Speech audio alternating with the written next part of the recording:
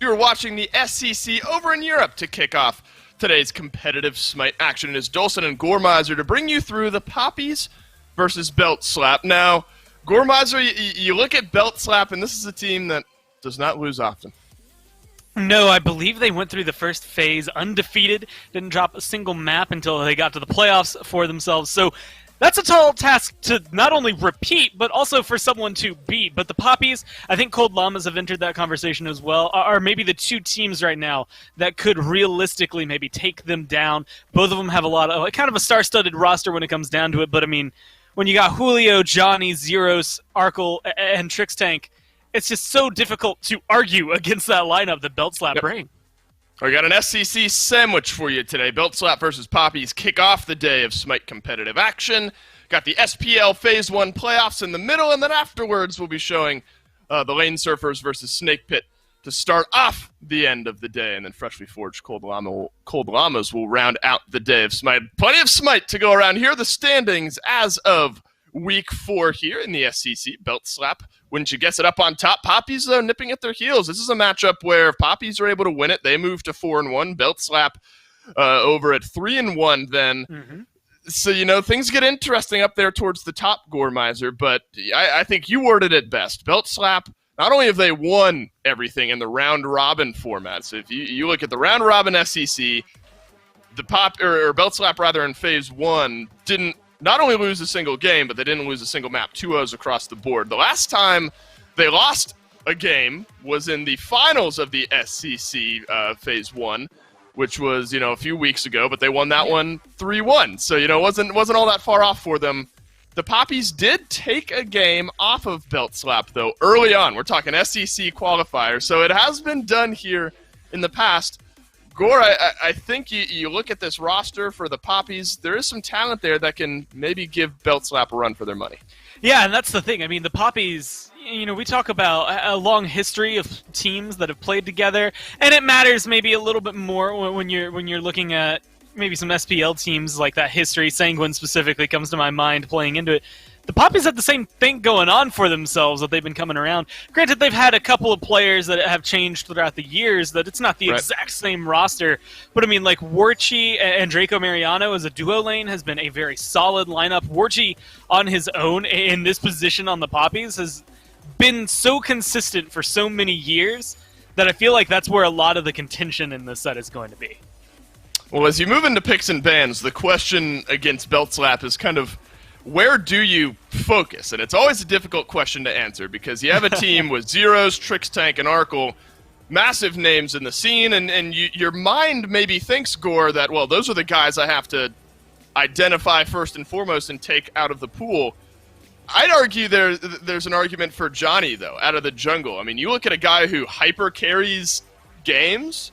This jungler for Belt Slap makes a case for himself. Camazot's being one of his notable picks, so Papis taking that one off the table. You got to look at him and try to give yourself an advantage in the jungle, I think, despite there being so many other big names on this Belt Slap roster.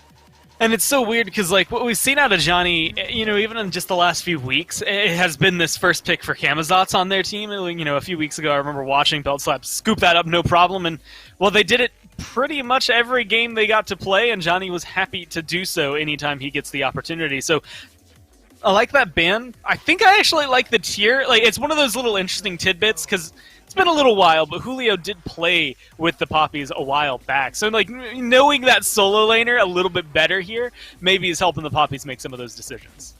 God, Ganesh has a 71% win rate and like a 40-something% pick rate. I mean, that's a pretty big, gap there. You look at a god who can really lock stuff down, Gore.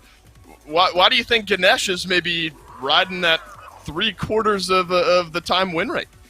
Dude, Ganesh, and I think you can attest to this as well, I feel like he's just sleeper OP. Like, he's got a lot of good stuff in his kit that in the right hands I think makes the big difference. I think Papis are going to be able to play that, but we've seen it, in the SBL. We've seen it, like, if Wrong U wants to pick it up. He's got Prot Shred, on those Dharmic Pillars, along with a slow, along with damage, and an ult that can change the fight in the jungle means that you know, maybe this Ganesh isn't going to be popping off and controlling this duo lane. But the minute that, you know, you see this Ganesh as well as Trickstank from Belt Slap rotate out of that duo lane, go towards mid, and it becomes this 3v3 skirmish sometimes in the jungle, that's where he's going to start to pick up.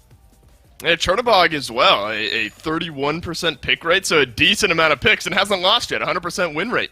So you talk about a duo lane that tends to win. The Papis have certainly got it here, going against Trickstank and Arkle. Well, you got to bring your best. It is a Sobek locked in first overall here for Belt Slap. If that is a support Sobek, and that is a big if, we have seen Sobek in the solo lane a few times here and there. You look at Rom and Sobek going against a Ganesh and Chernobog, kind of free aggression almost right off the bat. The pluck, kind of free CC, sets up a lot in that lane if Belt Slap are able to find those engagements. See, the thing that's interesting is I feel like I would always err on the side of assuming Sobek is going solo, although it seems like Papis read it properly, recognizing, you know, banning at the Kakal and the Hercules that it was going to be a support, because King Arthur gets locked in. It's one of those weird and difficult things, because like you said, man, you put this in solo lane and, you know, it's not going to displace Yorm. It's not really going to win lane against Yorm. It's not really going to lose lane against Yorm, right? But you put it with that Rom, and you just turn everything in that duo lane on its head. Chernobog maybe isn't super weak early on, but I feel like he's just going to have a lot of trouble dealing with a Sobek Rom. And both these teams, they got kind of a run-at-you mentality, it seems like, between a Ganesh, Jormungandr to set up some fight here for the Papis. Kali, when she gets to that late-game chainsaw state, tough to deal with. You got a little bit of that in Bakasura as well. Of the 6% pick rate that we see from Bakasura in the SEC, a big chunk of that, if not all of it, has got to be Johnny, I feel like, coming out of the jungle here. 100% win rate for the Bakasura. One of the guys, maybe the only guys that plays it, and he looks really good doing it. It's hard to say, Gore. Both of these, I would say, are very fun drafts. I think aggressive is maybe the mindset that both of these teams have going into it. Yeah. But I got to ask, is there one you like more than the other? Man, I feel like I favor Belt Slap in all phases of the game. I think it's one of those things. Early to mid game, they should have control and dominance. Late game, like, there's a timer, definitively, with a Raijin, with a Kali, with a Ganesh, that the Papis eventually should just start winning fights outright. But the problem is, a lot of the things that give the Papis that team fight in the late, that gives them that control and that strength, there's still some of that on Belt Slap. Maybe not to the same like extent that you expect maybe a hyper carry like Marcus here on the Kali versus, you know, Bakasura. But in theory, and honestly, I think in essence, we're going to see very similar play styles come down from the junglers, from the tanks. Yeah. And so there is a lot of pressure, I think, actually on Johnny and Marcus to make that transition in the late game. Because if Papis can't keep up early on, Belt Slap might just stop them from ever hitting that timer and ever hitting that portion where they can become those hyper carries. With that kind of being mentioned, I mean, you look at a Kali and a Bakasura, both are going to have the same goal in mind when it comes to a team fight. Find your way into the backline and do some damage. Right now, though, Trickstank has already found his way on a Draco Marino and plugged down some good damage. That's a Sobek early. Starts off the pluck just to plug in some extra damage. If nothing else, he's just going to delay the Papis to get back to lane. This is a trade he knows should be able to come out on top of, delaying a little bit of time here from Warchi. Actually, gotten Draco Marino down to about half HP, but Warchi is here to play as well. Strange skirmish score to start things off. Well, it does this. Look at the wave that's now being pushed forward, because Arkle didn't care about coming over here to help out. If you lose Trickstank, who cares? He's a support. And unfortunately, as a support player, that's just how it is sometimes. You have to accept that, you know what, your death maybe isn't going to be the end-all, be-all. That's why it's okay for them to be losing farm over here. But having Arkle push that wave forward forced Warchi to let the minions go under the tower. He couldn't take them all himself. And as such, he's a little bit behind in XP, and that's the same route they're taking right now. Otherwise, you leave Trickstank over there alone, and he gets your purple buff. And Trickstank is looking to lock down that purple buff now. Draco Mariano still awaiting in the wings. It's the elongated battle over the purple buff that still hasn't found a conclusion. Both of the side lions there have been taken down. Finally, the purple will be looked at by Warchi and Draco Mariano, and Papis will end up locking that one in. The point that I was kind of looking at, though, Gore, is you look at Johnny and Marcus. Obviously, you've touched on both of them having similar mindsets into the late game, jump into the back line, sometimes even the front line, and just chainsaw health bars down. hesitating to see if Warchi looks to go back in on Trix Tank. Looks like he is going to plug in some damage. No kills just yet. Is there a team that you think has better peel for getting off the opposing jungler? A Kali versus a Bakasura jumping in. Do you think either team is better equipped to dealing with that?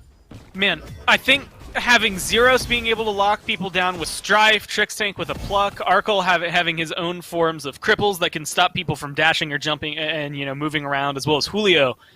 I feel like if everything clicks, Belt Slap have more options for it, but one of the easiest things in the game, especially as on support, is Ganesh's silence, man. I mean, it's huge for one thing, but also it lasts forever. And so if Johnny jumps in and, maybe you withstand his Butcher Blades for a second, maybe you catch him before he gets the Butcher Blades, but you just have Draco Mariano in the area, theoretically him alone can lock it down. Otherwise, they don't have as much safe peel and as much guaranteed peel, but I think they have the easiest to confirm peel, even if there's just less of it. Sure. Yeah, kind of similarities across the board, too. You look at Arkle can pop the ultimate to disengage from the fight for a moment. Warchi can do the same. Here's a good pluck over onto Warchi. Some good confirmed damage from Arkle as he dashes in. One final shot will do it, and Arkle has found first blood over to Belt Slap. And it's just a perfect showcase of one thing ROM brings that others don't. And hey, body blocks, they're great. You know what? I would even say 98%, 99% of the time, they're going to get the job done. They're going to save your hunter there. ROM can shoot through people. He can shoot through walls. And so there's a lot of things that maybe just don't go your way. I think it's also the fact that they've just been farming a little more efficiently over there in that dual lane. Arkle, now with that kill, has that full level up. But, I mean, from the first wave, it has just been kind of chipping away at the Papis over here. And Warchi is a great late game carry, but I think this is a great strategy for Belt Slap, which is just keep Warchi down. Don't let him, start to rise up, maybe have to force Marcus over here to play kind of protector for the duo lane to get him into this game, because late game, if Marcus doesn't hit, if Chekio doesn't hit, it's all on Warchi. And a lot of the time that has been kind of the feel I've gotten from the Papis, and well, he needs to turn it around now or else he's never going to make it there. Yeah, it's going to be tough. Losing first blood is one thing, but then continued pressure in that long lane can be a whole nother if things keep going away from you. Creed has pulled a one-level lead over here in the solo lane. The Jormungandr King Arthur matchup has started to become one of the favorites for a lot of teams to lock in there in the solo lane. Not necessarily for one reason or another, just because both are so strong rotating out of that solo lane. This build, though, I think for Jorm is one that we started to see Gore, this Celestial Legion helm to kind of start things off. Is that a mindset you tend to agree with here for the Jormungandr in a lane against Tulio? Oh, yeah, no, I love this item early on, because you have to look at pretty much everything it's giving you. Magical power, cool, now you can box a little bit better. The protections, you're up against a warrior, you need those to box early. That's why the Glad Shield has been so important on the other side, is trying to get some of that sustain and that survivability in there. But it's also the MP5, one of the things I think, you're going to have your blue buff most of the time, but being able to throw out more abilities without having to worry about running out of mana, you can stay in lane a little bit longer, you can kind of perpetually farm here if you're Creed. Then you can back, using that full 3 minutes you have to wait on your teleport to make sure that you're getting the maximum amount of what you can pretty easily done. It's going to keep them that level up. I like the mindset there from Trix Tank. Drop the Dharmic Pillars, immediately look for the stun. It's the difficult to execute, but also like highest damage potential combo there from a Ganesh. It's one thing just to drop the cage around an enemy team and hope they stand in it or walk through it, but stunning somebody on one of the walls, and as a Ganesh, you can effectively melt most of that health bar. So well sought out there from Trix Tank, unfortunately, or from Draco Mariano rather, but Johnny just a little bit too fast, able to leap his way out of that one. So some skirmishing over there. I kind of think, though, sort of back to the Jormungandr, where do you fall on the... Because what did we see yesterday? We saw Divine Ruin start, right? And then I think it was like Power Boots, Divine Ruin, immediately into like E-Staff or something like that. Yeah, I think Jormungandr's in such an interesting spot where you can build something like that and still not only do good damage, but also stay somewhat tanky enough. I think Jorm is starting to kind of get into one of these spots where, as a solo lane pick, he's going to be real strong, and maybe in picks and bans has to be looked at. Julio is going to plug down Creed quite low. That's going to prompt the rest of the Papis to rotate over. Belt Slap's still here as well over on the blue buff side. Blue buff dropped down, but neither team concerned with picking it up just yet. Trix Tank just playing up in the front there, and this one will kind of fizzle out. Creed staying alive. A lot of what Belt Slap are doing here is just making sure the pressure is felt perpetually by the Papis. You know, Creed, we keep talking about this Jormungandr, but one of the best things about him is he's difficult to kill. I mean, if he has his ult up, that's a free getaway card. He has stealth in his kit, but he's also a Guardian when it comes down to it, right? He's not necessarily going to be winning this lane against King Arthur. He's just not going to die. He's not going to lose for the most part, unless you put pressure on him. If you send Trix Tank over there, put him in that dazed state, make him take a little bit more damage, try to lock him down. So there's maybe some focus that can be had to turn that lane around and give Julio a big favor. But I think a lot of the pressure, at least, that I wouldn't be surprised to see from Belt Slap will be over here in the duel lane. Well, Draco Mariano looking for some peel. Trix Tank thought he had a kill over on Warchi, but instead it's he who goes down, and Warchi will turn it around for a kill now on the board from the Papis. Very close goings here early on in this game. A 1,000 gold lead for Belt Slap. A lot of that maybe over in that long lane could have shrunk down just a touch now. Yeah, you see on the net worth charts, 5,400 for Arkle.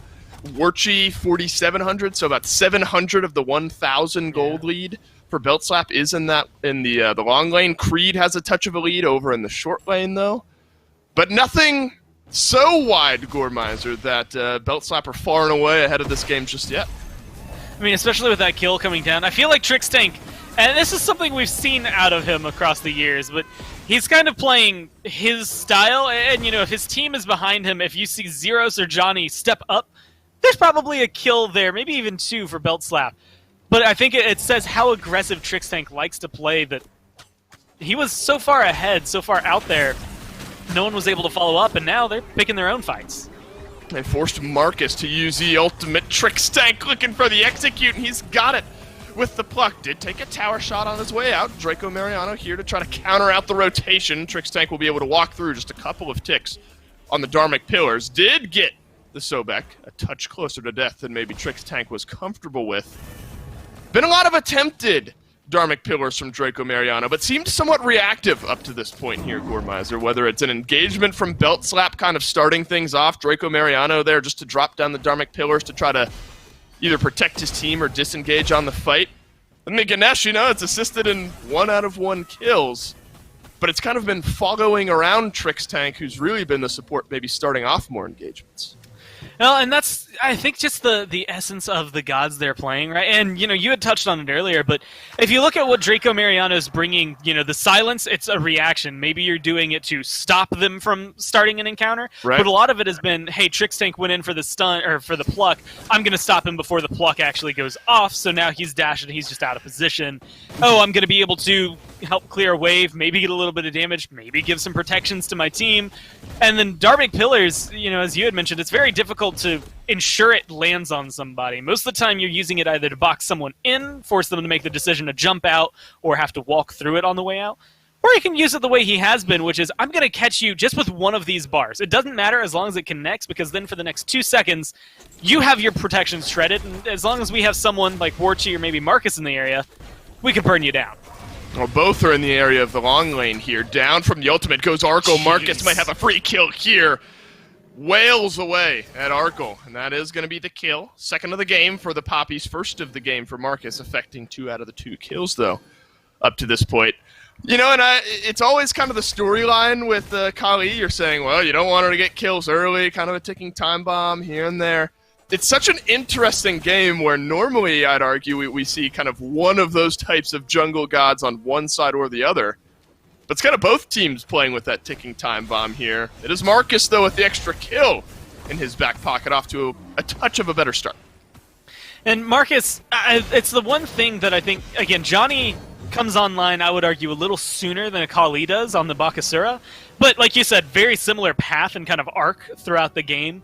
They follow the same curve on the graph. But Marcus, the biggest difference is going to be that passive that comes through, having a target that he can choose and specifically jump in on. And that changes the pace of it. It also changes who exactly Papis maybe are going to target out. Because it's a full reset. I mean, you get all of that health back if you're in there, and For Marcus, that means you can jump from kill to kill to kill. It doesn't matter the amount of focus that the other team might have for you. Belt Slap will find it difficult to deal with a level 20, like 30 minutes in Kali. There's a Crusher as well, so a little extra physical damage on the back end of Marcus's engagement, depending on where that looks for. Looks like he's building into some crit there as well, whereas Johnny immediately going into that Hasten Katana. So the mindset the same, execution of that might be a little bit different, where Johnny's just going to get on somebody, stick on them for as long as it takes to kind of melt them down, building into maybe an Executioner with his second completed item overall. It's the attack speed and Hasten Katana build for Johnny. Nothing all that surprising, though, coming out of the jungle build-wise just yet. Yeah, that's the thing. I think Kali, her damage is maybe twofold, right? There's a little bit on the bleed that you're going to have from your 2, and then there's a lot, especially in the late game, and I expect to see Marcus make this transition as time goes on, that you're going to get from the auto attacks and your stun setup. So it's that early game start with a Crusher that helps you translate into this, late game auto attack assassin.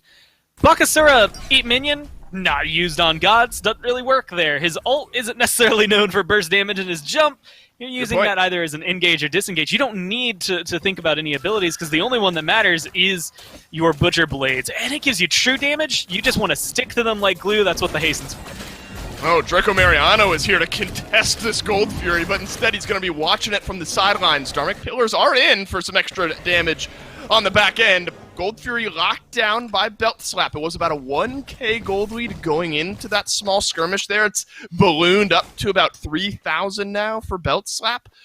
This is kind of what this team does. You can sort of hang with them, but the shot calling is always so consistent that something like that, losing a Gold Fury, is really where they start to make their mark on the game. And yesterday I was talking, during SBL, there's a number that we track. It's the gold per minute. So at the end of the game, it's how much farm were they getting, over minutes of the game. And it's one of those numbers that maybe doesn't mean a lot, but that's something that is showcased here by Belt Slap. You don't have to have these crazy, hey, we got 10 kills in 10-minute games to dominate the early game. Because they've just been farming, picking little fights here, winning a mid-camp there, like finding those little engagements that you can go in, strip something after you find the kill, sometimes maybe not even getting the kills you need, just to make sure you get the experience and gold to get yourself ahead. It's a little 1v1 skirmish over the purple buff between Arkle and Warchi, but sensing maybe a collapse from the Papis, Arkle is going to think twice. Johnny is here, lurking close by, and Warchi wouldn't call him low, hovering around just over half HP. With the Devourer's Gauntlet, will be able to heal up, so maybe not under any true danger beneath his tier 1 tower up to this point. It's been a quiet game, though, Gore, for the solo laners. Maybe surprising, considering we've seen a couple blue buff invades up to this point from Belt Slap. But you start to look at some of the builds these guys have put on, and Julio going right into some of that extra magical protection, keeps him in lane a little bit longer up against Creed. Maybe now is the time where we're going to see action here in the solo lane. Is Johnny close by? Healthy enough, he could leap over. It's just going to be a blue buff invade this time around. We'll see if the final tick will get it. It looks like it is Julio who will be able to rotate over, grab that blue buff. But you start to look towards rotation time for these solo laners, and maybe fights starting to spring up on this side of the map. Who are you more excited about seeing rotating into these fights between a Jormungandr and a King Arthur?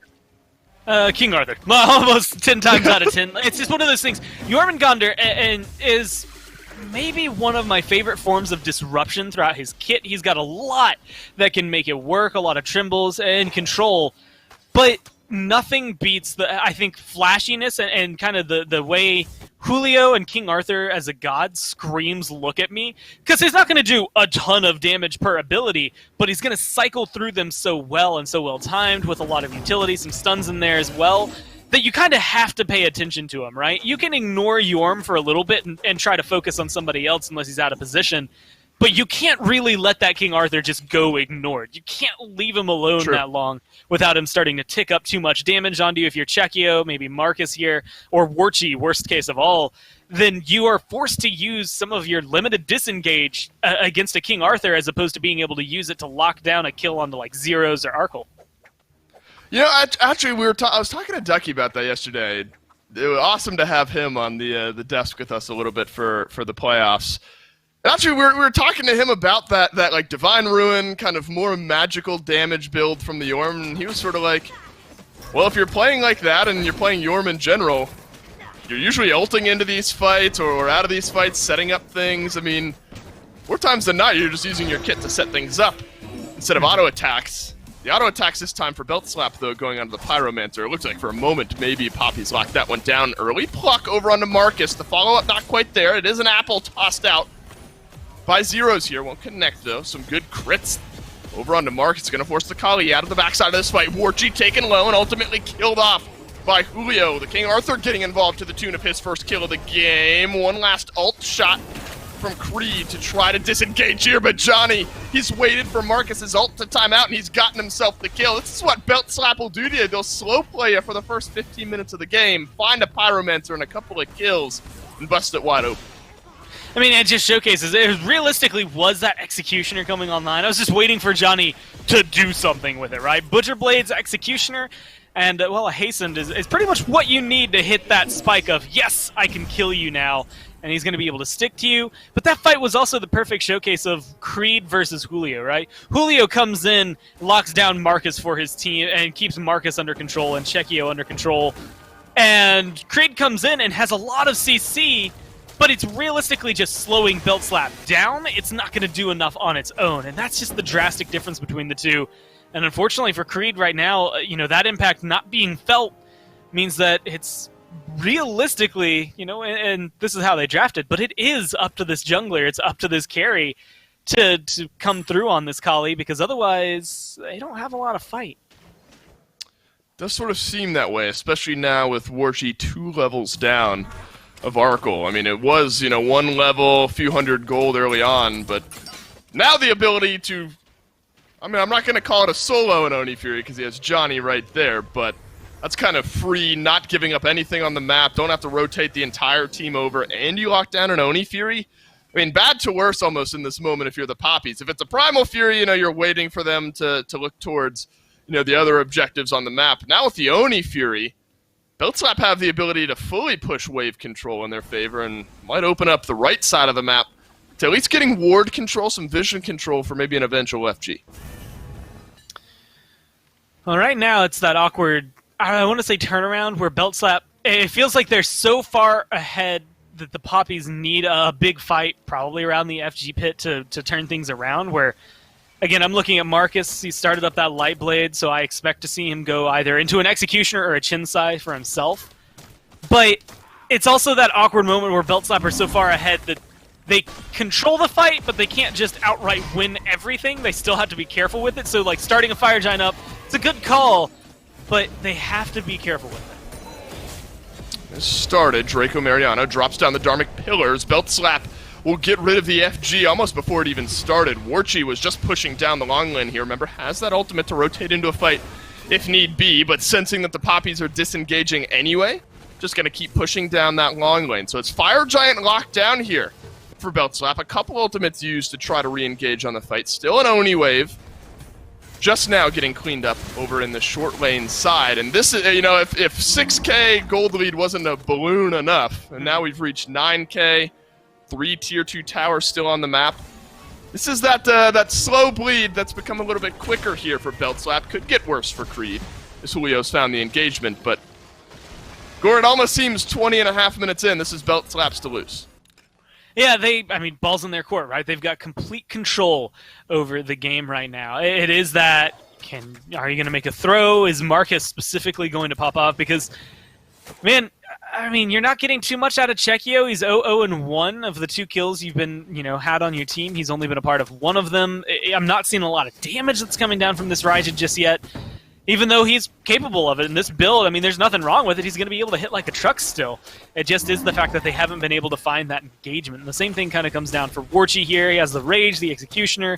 Should still hit hard, should still be able to take a team fight well. They just have to find the team fight. And it's Marcus that is the hyper carry, right? I mean, the reason I keep using that term is because at this point in the game, at least in the next few minutes, he should be looking to finish up whatever this item is going to be it Executioner or Chinsai's. I don't really care. Either way, that's his power spike right there. And I think Chinsai's is probably the one that will set him up the most for success. And it's going to then open those doors in that avenue for Papis to not only take a team fight, but completely flip Belt Slap, you know, backwards. They just had to wait for that moment, and unfortunately, they're not getting a lot of time, and definitely not a lot of pressure on the map to wait for it. Right, if there's a team that's not going to give you that moment, it's the Belt Slap, and they've continually pushed in this long lane throughout the game, and just now it'll reach the left side Phoenix. Johnny's still in the mid lane. 4 members of Belt Slap over here in the long lane. All 5 members of the Papis back in base. That's just going to open up the middle lane for Johnny to move himself in. So a momentary 5v4 for the Papis. They won't look to re-engage on it, or really initially engage on it this time around. Just find some poke damage. Does the Papis composition give you any confidence in a base defense? I mean, I like what Jormungandr. I think his control is going to be solid, but again, a lot of it is going to be built around these Dharmic pillars, and since they were used so early here, I don't know, I feel like it's going to be Belt Slap able to kind of knock this one open.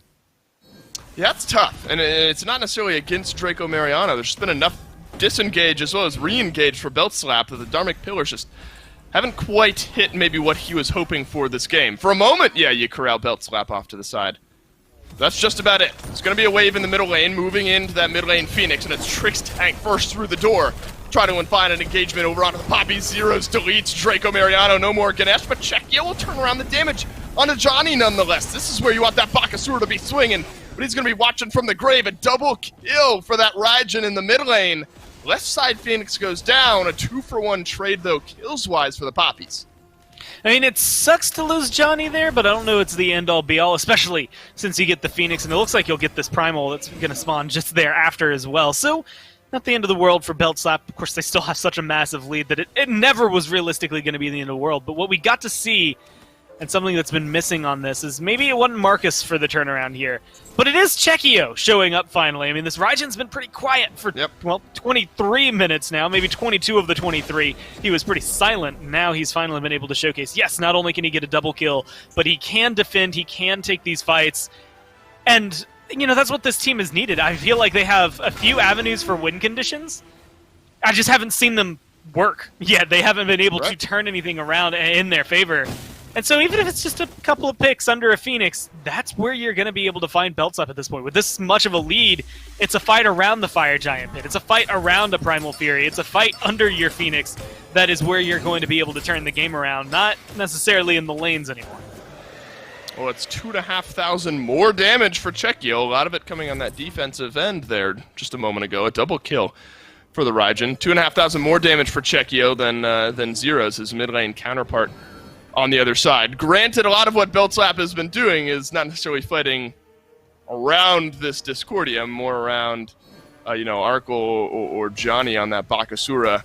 This is a moment, though. This is a big decision point, I think, for the Papis. It's a Fire Giant respawning now for Belt Slap. They've shown that they can defend a Phoenix. Not well, it does end up going down, but at least grab a couple of kills. Belt Slap do have the Primal Fury in their back pocket now. Is this one, if Belt Slap started up, do you feel confident if you're the Papis maybe moving in and trying to contest? I think you can, if you're creating Draco, give a little bit of body and some room maybe for Czechio to go in and ult, but it's just so dangerous to jump in, and even so to get fast. close because of, well, yeah, how fast they're burning it, but also Trickstink. I mean, look at him. Hey, if you try to get close there, cool, now you're swimming with the sharks, and Belt Slap are more than ready to jump on that. And so Trickstink, I think the Sobek being the support and playing the way he is, he's just making it even more dangerous to just exist as the Papis and try to contest anything, so much so that it really does come down to these Phoenix defenses. Also, shouts to the production team. That new Fire Giant graphic in the top left, I think, looks really sweet. So it shows the team that got it and the final tick of damage. So if you're looking at FG steals being a potential, make sure you keep your eyes on the top left if the team is able to steal it away. You'll get to see exactly who and what it was that took it away moving forward. So small QOL change for everyone at home, and even for us as well. Sometimes tough to figure out how the Fire Giants go one way or another. Not necessarily the last one. That one was melted quick and easy by Belt Slap. Now, though, left side minions haven't quite pushed into the base of the Papis just yet. An apple connects over onto Creed. That's going to force the World Serpent out. Ultimate over onto Czechio in the mid lane. No beads for the Raijin, no life for Marcus. That's a 1v1 that goes the way of Johnny. A Thunder Crash away from Czechio puts him right back into the fountain. Mid lane Phoenix down, right side Phoenix down as well, and Belt Slap might be looking for the end. I mean, this is exactly the way Belt Slap want to play you, too, because what are you going to do now? I mean, you're under Titan, you don't have Marcus, though. You're still fighting a 4v5, and where's that pluck that's ever-present and ever-threatening? Worst case scenario for Belt Slap, they go take left Phoenix when it respawns, and then come in when they have some minion support.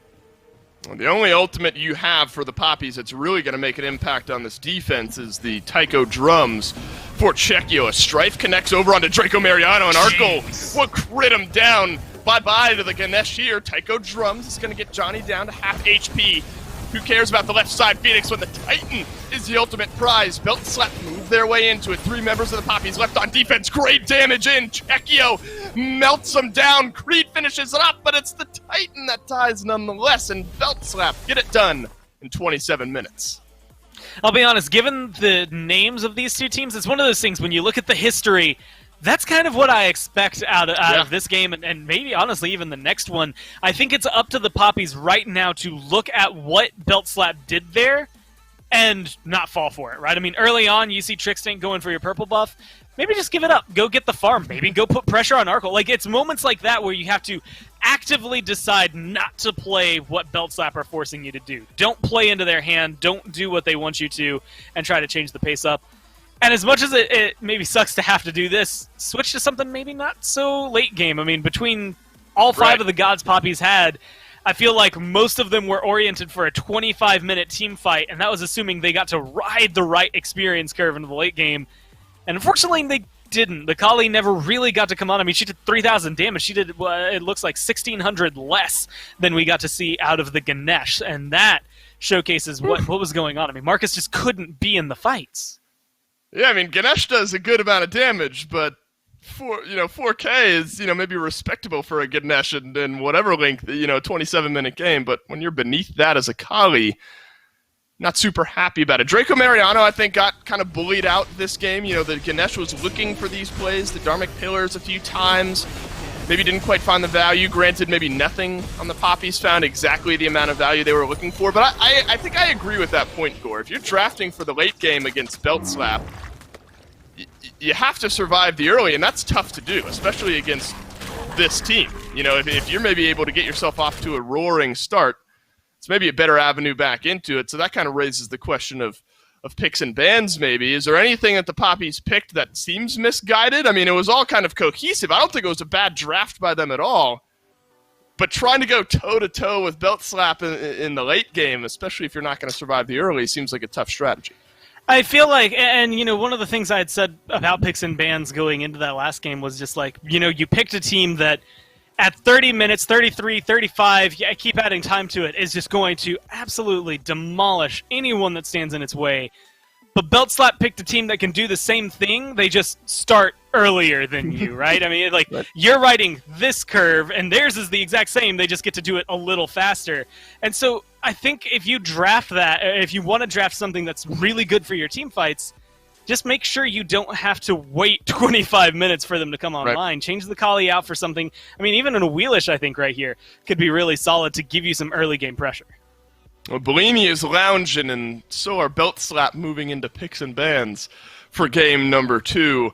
I think, I don't know, it's so hard to kind of look at here as far as drafting against this Belt Slap squad. I mean, again, my mind kind of goes back to Johnny on this team, and it wasn't necessarily that he blew the Papis out in this previous performance, but it's so difficult. You look at Arkle, who pulled this massive lead in the long lane, so now if you're the Papis, you're wondering if you give yourself a good matchup in the long lane by drafting or picking and banning supports, hunters, maybe specific to Arkle. Then you got to worry about Trickstank. What support is he going to get? Out of the mid lane, Zeros. It was a very kind of quiet game through that middle lane route. Czechio, actually his counterpart, maybe doing a little bit more, but it was a constant one-level lead kind of throughout that game.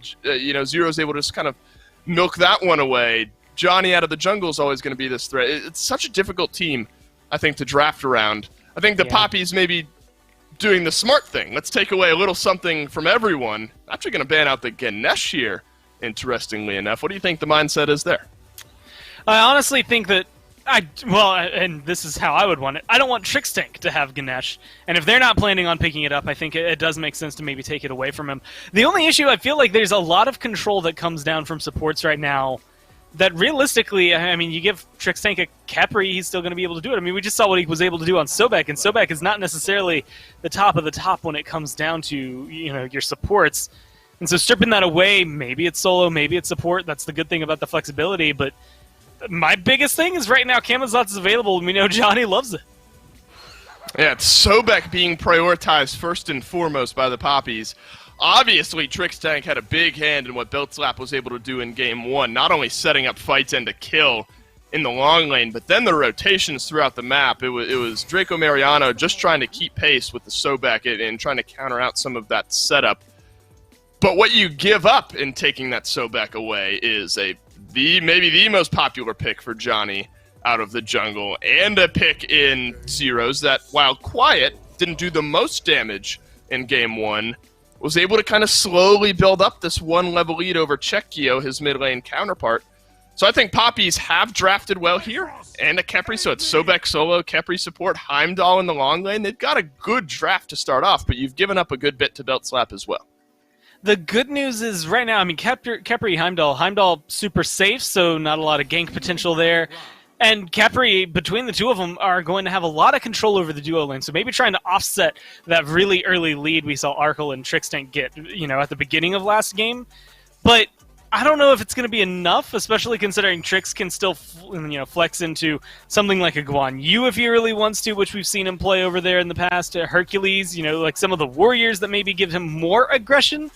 Or he can go back to things like he was playing earlier this year, the Kuzenbo, where it's just going to be pushing Heimdall out of place, forcing him to use his mobility and everything on cooldown to the point where you're just going to get caught out eventually. Yeah, and going back, I think, for Beltslap to a lot of what worked for them in Game 1 is a smart strategy here. Arkle, back on the ROM, I mean, you got an early kill in that game and never really looked back. Able to extend the lead out of that long lane was so strong there for them. Now look at what Beltslap are looking to do here. Take away the Pele, take away the Kali. Marcus didn't quite hit the mark on the Kali in Game 1, but that doesn't mean he's not, great at those gods, because he is, sometimes you just have an off game. Tends to be that way when you're going up against Beltslap. Kind of on the flip side of the coin, though, Gormizer, the Papis are going to turn their eyes towards Trickstank. Ganesh, Fafnir, Ymir, all three banned out in a row here. Tough guy to ban out on the other side as well. So now I wonder, or maybe they consider going in the support role. Kumbhakarna still plenty good at setting up fights. And honestly, if you watch how Trix played last game, this fits pretty much right into the same slot. It doesn't necessarily matter. I think he's going to play his style no matter what you give him. It's just sometimes they happen to synergize well with it as well, and I think Kumba does that from the beginning. A lot of good damage, a lot of good setup, and when it comes down to it, the ability to flank, go in for a gank on mid at any point, especially once he hits level 5, it's just going to make it so much easier for Rom Snipes, for Discordia Apples, for Camazotz to just follow up with a ton of damage to just erase you off the map. Giannis to round things out here, interestingly enough, for the Papis. So we started to see this rise gore, even in the SPL a little bit. It's been Hurriwind kind of through and through. Yesterday saw it for Venenu a little bit out of that mid lane, and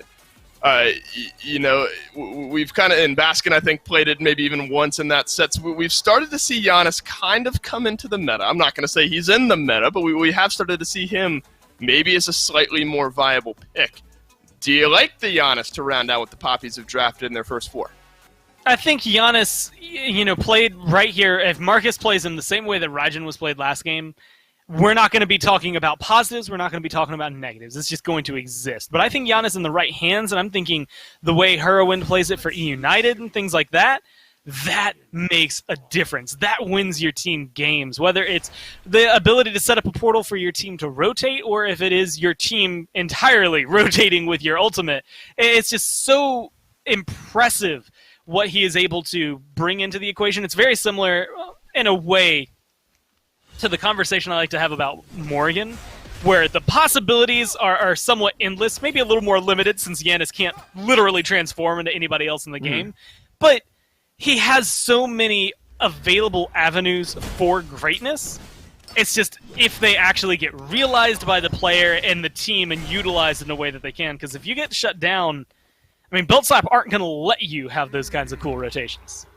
Even somebody like Hurrywind, who we've seen play it so well, is like, yeah, I mean, it's a hit or a miss. You need the rest of the team to be playing around you. You had a massive game on the Honest, and I remember I did a post-game interview with him. I said, so, I mean, talk to me about, what went right for you. And he's like, honestly, there's not much to say. It's like, I do well on the God, of course, but the rest of the team has to be there playing around you in order to kind of set up, a lot of what Giannis wants to do. So the Papis will have their hands full, putting Chekio in a position where he can succeed. Now, Marcus in the jungle, remember in Game 1, Gore, we saw a very similar mindset between the two junglers, kind of hyper late-game carry from both sides.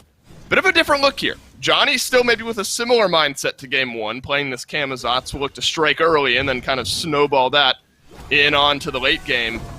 Marcus maybe a touch more focused around setup for the rest of his team.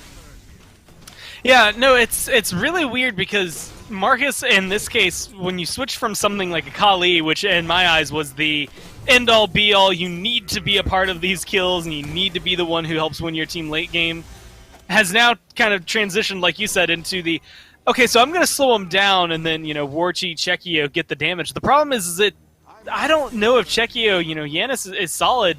It didn't necessarily scream to me like the confirm kills all the time, right? Unless he gets off to a good start. Johnny looking to get off to a good start. Draco Mariano locked down and killed down by Arkle. So now you've got Johnny, who's rotated over for an assist, helping out with First Blood. Arkle, who's already off to a roaring start. It doesn't necessarily take a purple buff delayed invade from Belt Slap to get you behind. Arkle maybe even keeping things going. What's Warchi doing so far up there? He's already used his crystals. We'll be able to walk out alive, but he's at half HP, Gore. That's where Belt Slap can make you pay. If you're under your tower through the most part of this early game, that's where the lead starts to build. And this time, I like that they make it a little different, right? It's the same story. Right now, the duo lane is ahead, and they're going to have control of the lane. They're forcing Warchi more or less to farm under tower. It's just a different path to get there. This time around, it's Johnny paying a little more attention to the duo lane instead of Trickstank just being a nuisance from minute 0. So I like that Belt Slap are going at this in the same approach, but it comes down to where the carry potential is. And, I was just highlighting, I see Giannis and I see what he's capable of, and I've seen him be a huge part of games, but I don't know if I would ever say that Giannis has carried a single game on his back. Maybe for a couple of those E-United games, you could give a lot of credit to Hurrywind for the win, but in this composition, even with Marcus on Nike as well, I think Warchi has more pressure on his shoulders than any time before this to just perform, to be the carry.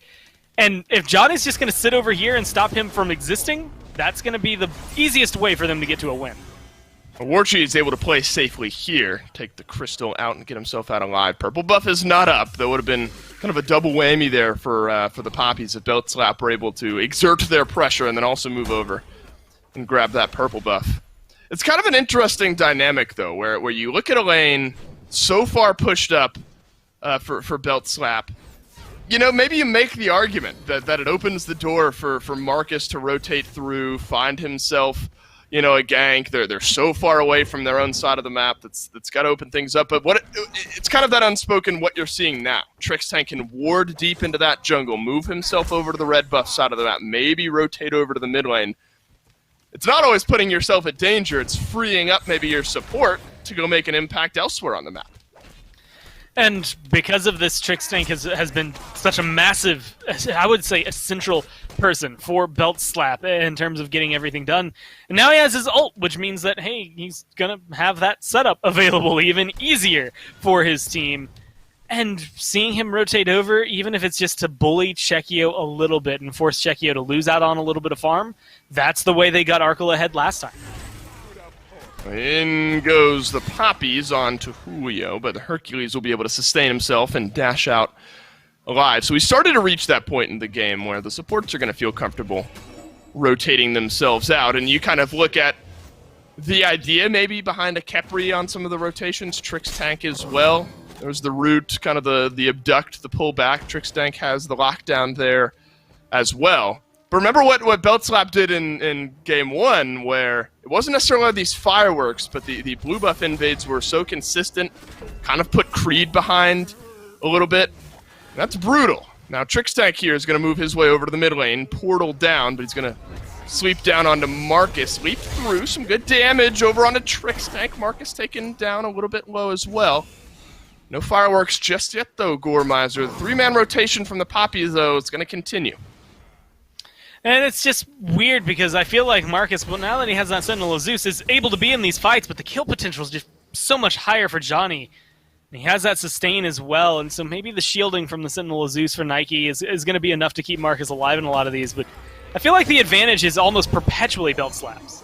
Well, Chekio is back here, has the Scarab's Blessing, and that's, well, one of the big pieces of utility that this Khepri provides. Arco looking for the snipes, nearly got him down. But Chekio is able to escape alive. It's kind of the unspoken annoyance, I suppose, that the Khepri brings. Not even unspoken, maybe even spoken ad nauseum. But maybe against a team like Beltslap Gore, where it's the single picks, these single fights that they're able to push into these massive advantages, maybe Khepri is kind of a perfect pick. Yeah, you have to spill back to base, keep yourself alive, move back into lane, but you didn't die. And against Beltslap, sometimes it's all you can ask for. It's the TKO versus the actual kill that you can pick up. And yeah, they're spending a lot of time out of there, so you're still getting some farm out of it. But that's something that slowly changes. I mean, the better that ult is for Draco Mariano, the more likely it is that, someone like Chekio or Marcus, who have you, that gets low there, is going to be able to stay in this fight a little bit longer next time around. Or they'll have a little bit more sustain, maybe some lifesteal in their build or something that is going to allow them to continue poking you out for the longevity of the fight. So it's perfect, like you said, to counter out Beltslap. You go in for the single pick on the Chekio. Not only is he Yanis, one of the hardest gods to lock down, period, especially if he's near a wall, but now you have that ever-present threat of you all-hitting one god and not even able to get the kill. There's some action over in the Soul Lane. Haven't really gotten a chance to talk on this just yet. We did sort of mention that Sobek maybe we're more used to seeing over here in the Soul Lane. But it's tough to kind of maybe lose out on some of that early game rotation. You saw what Trixtank was doing on Sobek out of the support role in game number 1, where they got a lead in the long lane, and level 5 hit, and he was able to rotate out and find some kills, just as Marcus is now rotating over to the long lane. Arkle does have the ultimate. Yeah, he'll get some damage, but also delay this fight any further. Maybe could have re-engaged with the Papis, but realizing Trixtank is close by, they will disengage. But it's kind of interesting to look at, where you pick Sobek in the solo lane, and obviously come fight time, so impactful, and come rotation time as well. But you do kind of miss out on that immediate map impact, from level 5 up until the big team fight phase. And you still have the pull from Khepri maybe to have and simulate that effect, but it's just not the same, right, as getting that pluck from a Sobek. But realistically, I think having both of those, one that can be, well, actually both, that can be used for engage or for peel, is going to be beneficial in the late game. Right now, it's, Trixtank running around trying to set up kills the only way that Kumba can, either with his ult or through damage. Unfortunately, it hadn't been that big of an impact so far. Soul Laners yet to rotate over to this fight here. Giannis providing a little extra utility through space and time. Will disengage that fight there. Ultimate's traded out over in the solo lane. Has been quiet, Gore, but anything but in the gold category. Beltslap have pulled themselves, call it 2.5K ahead of the Papis, just thanks to one kill. 1 level lead in the mid lane, 1 level lead in the long lane, 1 level lead over in the short lane.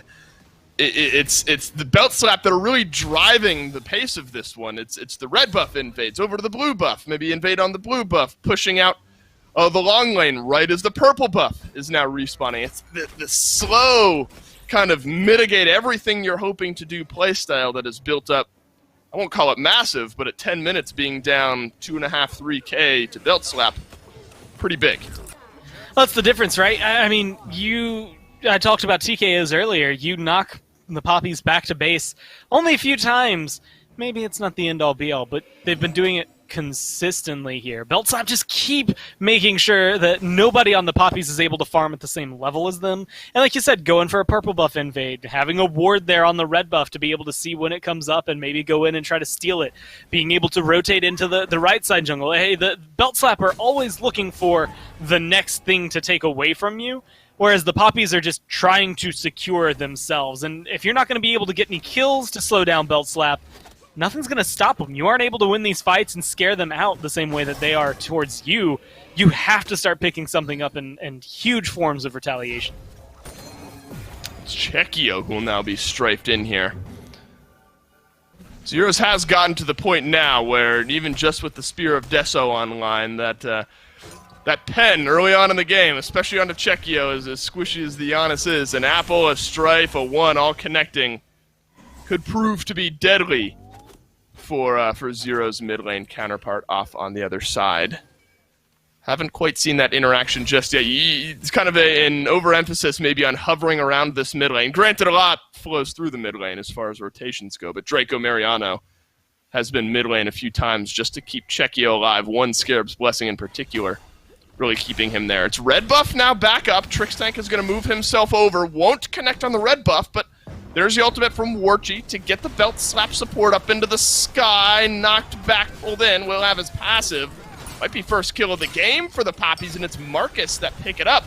Up to the sky goes Arkle. Scarab's Blessing down onto Marcus. Chekio is strifed in elsewhere on the map, but it's a clean fight from the Papis, and maybe just what they needed. Engage, get a kill, disengage, get out. And I think they have, again, a lot of survivability. It's hard to get a single pick if you're Beltslap whenever Scarab's Blessing is up. Unfortunately, Scarab's Blessing isn't always available for you. Well, Arkle is the one tanking the tower here, and that's going to give Johnny the freedom to bat out of hell once and twice for the damage, and number 3, to get himself out alive. The bullying in the long lane continues with Draco Mariano first blood. Warchi over for second, but Marcus is here, a kill in tow, and now he's found the return kill over onto Arkle. Maybe the comeback in this game flows through the jungle, and the Nike being able to make an impact on the fights. Whether you want to call it a lazy back from Arkle, or realistically Marcus maybe just reading the map well, it's going to work out in wondrous ways there to get them 2 kills. And again, it feels small, but it's chipping away the control the Beltslap have on it. Unfortunately, maybe staying a little bit too long. It's hard to tell because that's going to be the knock-up from Kumba. It's a lot of damage, but Marcus is just so hard to kill. It's tough to lock down. Trixtank is going to be able to do so, but it's disengaged there. Still a 1-level lead, though. Despite 2 kills for Marcus, Johnny is just out-farmed, I suppose, Marcus on other aspects of this game. Maybe not a whole complete level. We'll see how long it takes for Marcus to reach that level 12 mark, but that could be, an impactful pivot point for Marcus. Hitting that level 12 moment, getting his second relic online, has the blink now. Johnny has gone into the beads. That opens him up more immediately to have an impact. It's actually even wider. It's a 2-level lead there in the jungle. And Johnny is going to be a little bit more comfortable for it. Already has the beads able to move in. Marcus just now reaching that level 12 mark. Just hovering around this long lane side. What have you made of this Kumba Karna so far up to this point for Trixtank? He's kind of been a journeyman all over the map and is maybe going to set up a gold Fury for his team. He has been playing kind of exactly the way you expect him to. I mean, not much about what Trixtank is doing here on the Kumba is different than what he was doing last game on the Sobek, except the abilities he's using to do it that are different, right? It's same setup, different story maybe at the end. He has to have his ult in order to get you locked down for his team, as opposed to just being able to go in and find a good pluck onto you. But all of that changes, if Julio rotates in, if Creed rotates in, both of them having the ability to pull you back into those fights will come more consistently. But with Trix, I mean, as of right now, I think the biggest thing is his lockdown only lasts so long, and they don't have enough follow-up, like burst damage just yet to make it matter. So hey, you give it another, 6 minutes, let's say, hit the 20-minute mark, and I expect that Beltslap will start picking up kills. Again, a very similar fashion to what they did last game. It's Trixtank who's pulled in here, but able to stay alive. So another looked at engagement over here in the mid lane. Chekio has done a good job of kind of following up with decent damage. Though there's a 1-level gap, it's only about 80 gold of differential there in the mid lane. So I think Chekio, granted with a lot of support from the rest of his team, has done a wonderful job of keeping the pace with Zeros here up to this point. Even in game 1, be outperforming him a little bit. Warchi here in the long lane has both actives. The tier 1 tower is low. Chekio in the mid. Meantime, over in the mid lane has found himself a kill here. Draco Mariano pulls back one, and it's Trixtank who now goes down. The Papis have found themselves a couple of kills over in the mid. You kind of got this impending feeling, right, Gore? I mean, time and time again, they're sending Draco Mariano over to the mid. Chekio is there. And finally, they capitalize. Belt Slapper here, though, maybe to answer back. That is the Scarab's Blessing, and the final tick damage from Johnny is going to finish off the kill. The snipe down from Arkle will do it as Julio is rotated in just to confirm things there. So it's a 2-for-1, ultimately, as Belt Slap counter-rotate in. You know, sometimes as a team, you just decide that one guy on the enemy team is going to die, and Belt Slap just did not want Chekio to walk out of it. Like, that was the refusal to lose that as a 2-for-0. But fighting through a Scarab's Blessing, the shielding that's coming down, the shells that come through, like, there's just so much to keep Chekio alive in the moment. They finally burn him down, but I mean, it costs a rotation from both the duo lane and the solo lane, maybe some pressure across the map. And this is what I like to see out of the Papis. Force Belt Slap to make these kind of awkward skirmishes, awkward decisions, because this is your carry over here. It's Warchi. He's the one that my eyes are still on as the late game, well, just everything. He's going to be the one who's picking up the kills. Right now, Marcus has been a big impact on it, but I just don't feel like we're going to see anything the likes of what we'll see out of Warchi for the Papis. And that's what you need to do. Force them to make these weird decisions on Belt Slap where Zeros doesn't get to pull very far ahead. Trixtank isn't very far ahead. The only lead is in that jungle for Johnny. And as time goes on, I think Warchi will be able to deal with him as well. And Johnny has the 2-level lead over Marcus, 1 for Julio in the solo lane. Warchi just kind of hovering around that 1, maybe 2-level deficit. The net worth is really the telling matter. First to reach 10K in this game is Arkle, whereas down about half table, 8.9, almost 9,000 for Warchi. So you look at about a 1,000 and some change gold differential. So 1 maybe tier of items of difference as these hunters start to rotate into some of the fights. And Apple from Zeros connects. Jeez. Oh my god, the damage from Chekio deletes the Discordia from the fight. This game flowing through the mid lane for the Papis. Chekio affecting 4 out of the 5 kills. Marcus involved in all 5 in some capacity. Things could continue on here as Creed will pluck back Julio. But I think this is smart from the Papis. Remember last time they overstayed. They got a couple of kills and then ended up trading 1 back to Belt Slap. Looking to get disengaged, though, this time is Julio chasing down Marcus. And you know, it's one of those things that you can chase him down as long as you want. That can maybe make the difference, but much like his jungler counterpart, he's got the beads. It's just so difficult to lock them down. And I'm also going to say, I'm going to own up to something that I didn't think was going to be true in Game 1. I didn't think it was going to be true in Game 2, but I've underestimated Chekio both times. The Raijin, it was so quiet for so long that it never really did anything, and I was, remarking on that. And then he gets a double kill that helps them at least stabilize the game, even if it doesn't win it. Same thing here for this Yanis. It's been doing a lot for this team. Way more than I would have given credit for Chekio coming into this game. Zero's 1 level down now. His mid lane counterpart, Draco Mariano, is here just a little bit too long, and that's Johnny who now grabs the kill. You look at the junglers and the impact they've been able to have on this game. Johnny, 4 out of 4. Marcus, 5 out of 5, kills-wise, for their team, or affected kills, I should say. That 1 pick, though, opens the door for Belt Slap to move over to the Gold Fury.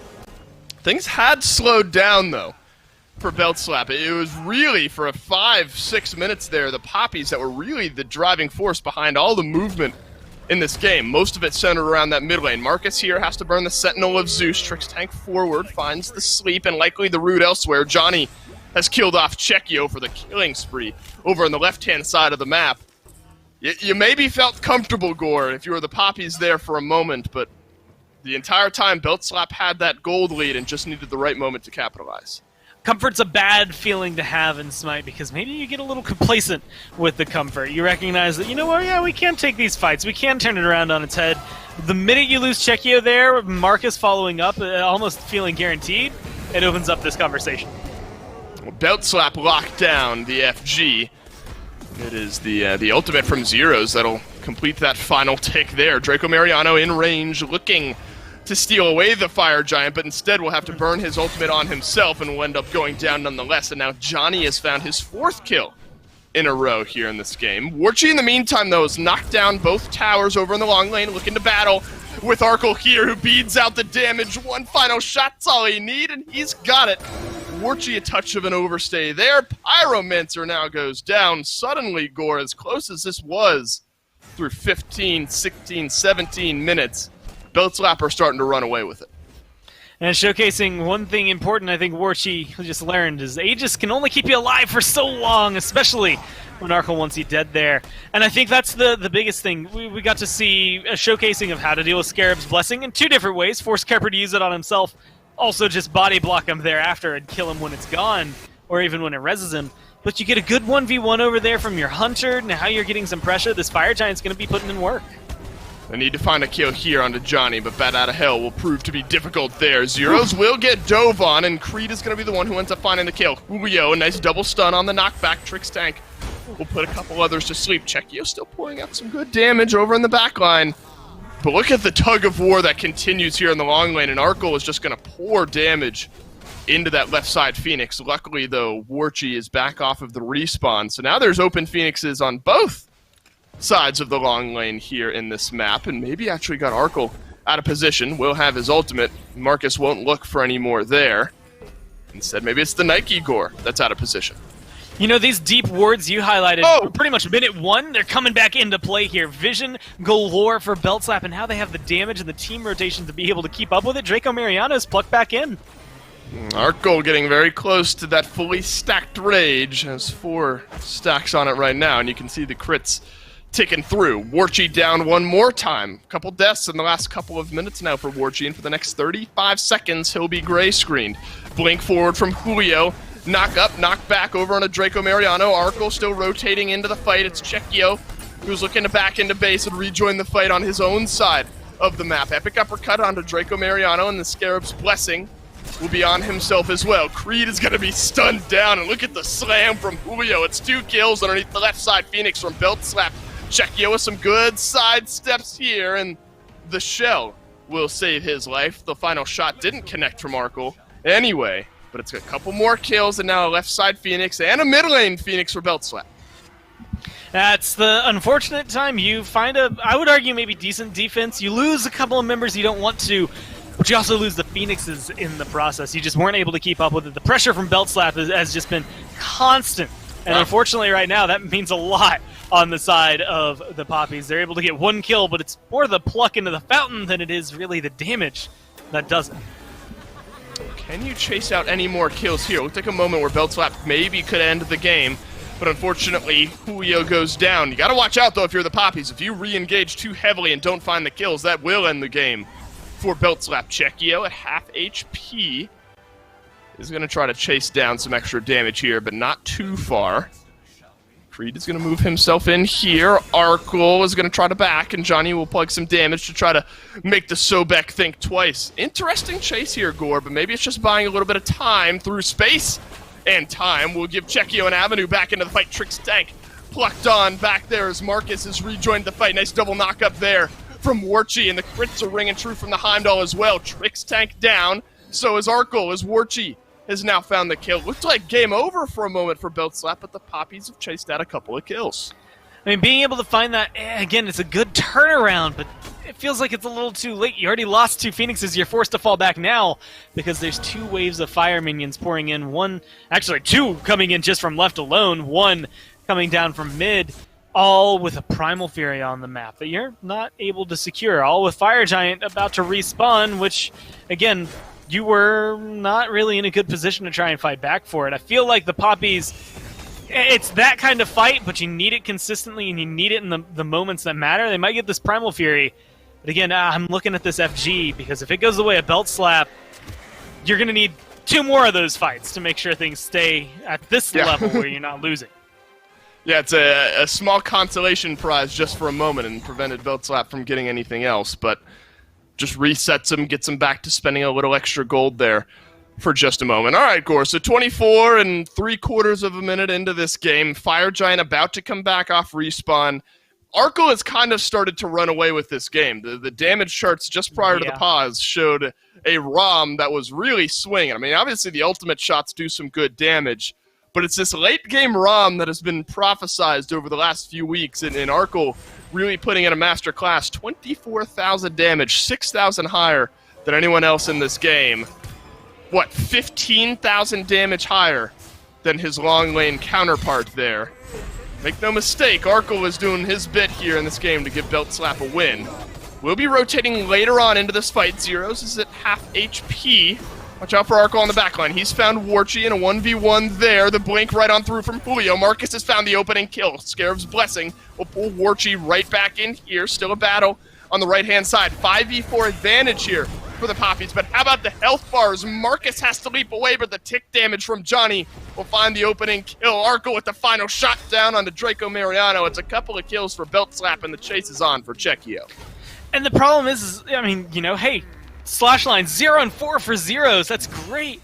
But you're doing it at the sacrifice of a 5-0 and 3 Johnny here on the Camazotz, who's looking to make it either 5-0 and 4 or 6-0 and 3 as they continue getting aggressive. Arkle 6-2 and 4. It's just so much that it is falling down, and the avenue for Belt Slap is that they have 3 carries that can come through. If you're going to focus down Zeros, yeah, he's not going to get a great slash line, but it means the other 2 can absolutely open and kick down that door, I would even say. Whereas, man, Marcus switched to 4, 3, and 5. He's not necessarily carrying the way that you need out of a jungler, and that's just the way Nike's going to go. And unfortunately, Warchi hasn't really gotten to be a big part of these fights just yet.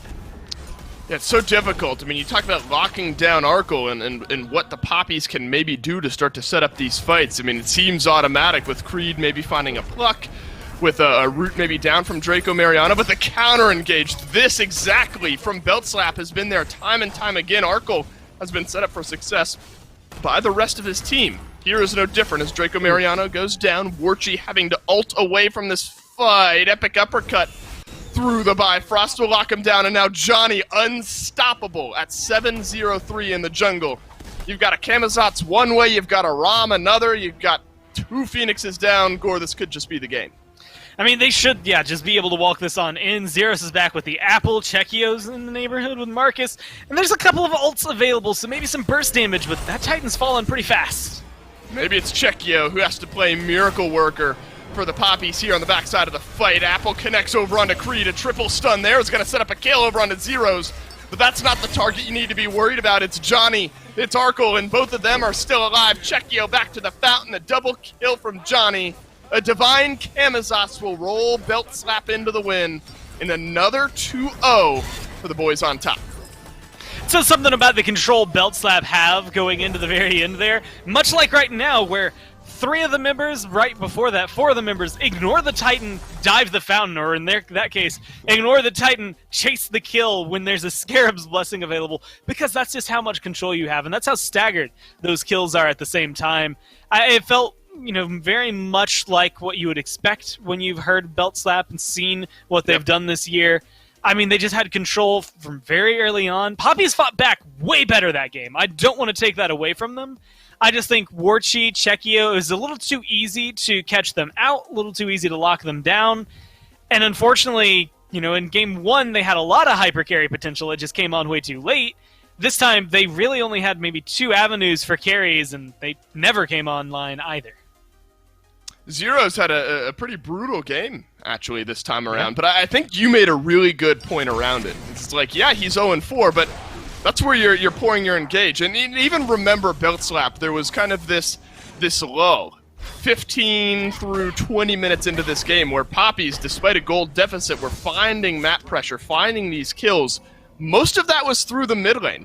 There's so much of an emphasis kind of in this mid-game from the Papis to slow down Zeros, this being a prime example of it. But in the meantime, you had Johnny undying, you had Arkle kind of building up this streak. And that's ultimately what does the Papis in. You have a Ram that's hit that late-game point and a Johnny on Camazotz who hasn't died.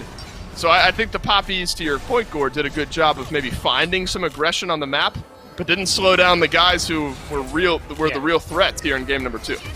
They had a target that they wanted to get rid of, and they did it regularly. I mean, even here at the very end of the game, look who's dead on the side of Belt Slap. It is Zeros, but I mean, at the end of the day, yeah, 0-5, 0-6, whatever. It's just that moment of how much you're investing in on him. So many times, he was the target of the pluck. He was the target of a lot of ultimates thereafter, a lot of the burst damage. It was almost all in on this one guy.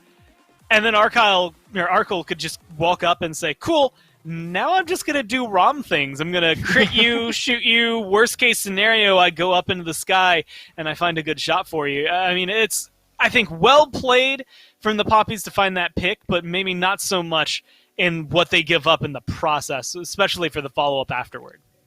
Well, no surprise here in the standings. Belt Slap on top, undefeated here up to this point. Papis and Cold Llama still in that struggle for second and third place. I mean, it really shows, I think, the parity here in Europe over in the SEC, where the Papis, a team that beats effectively everyone else standings-wise, gets beaten that handily by Belt Slap. Belt Slap far and away the team to beat here in this region.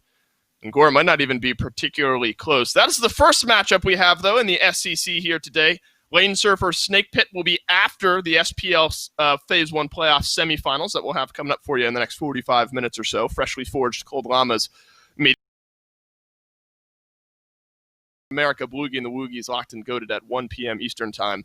And then on the other end, playoff finals, we'll have the other two games of the North American SEC.